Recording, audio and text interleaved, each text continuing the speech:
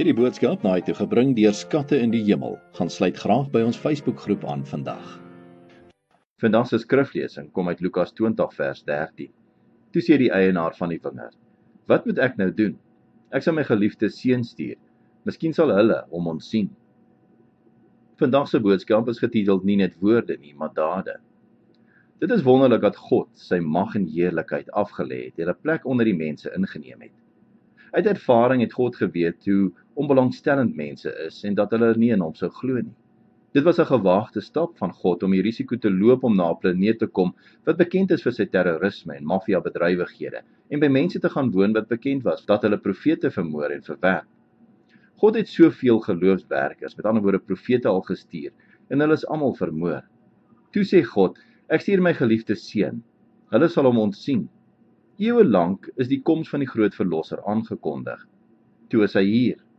Dit het alles begin met die geboorte van 'n kind. God het die daad by sy woord gesit en gedoen wat hy voorspel het. God het nie in die hemel gebly nie, maar hy het aarde toe gekom. Die woord het vlees geword. Die voorspelling het waar geword. God het eers die wet op Sinaai gegee, toe rigters aangestel, toe konings laat heers en later profete. Hulle het almal gesê: "Gaan terug na God." Maar dit het nie gewerk nie. Die mense het bly wegloop van God en hulle van God vervreem.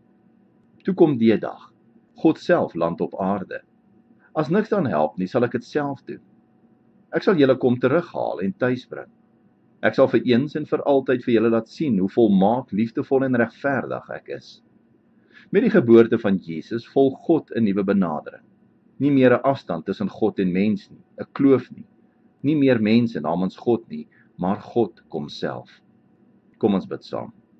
Hemelse Vader, dankie dat U altyd doen wat U sê. By U bly dit gelukkig nooit alleen by mooi woorde nie. Soos wat U voorspel het U U seun gestuur. En laat ons die wonder daarvan raak sien. Bid dit in Jesus naam. Amen.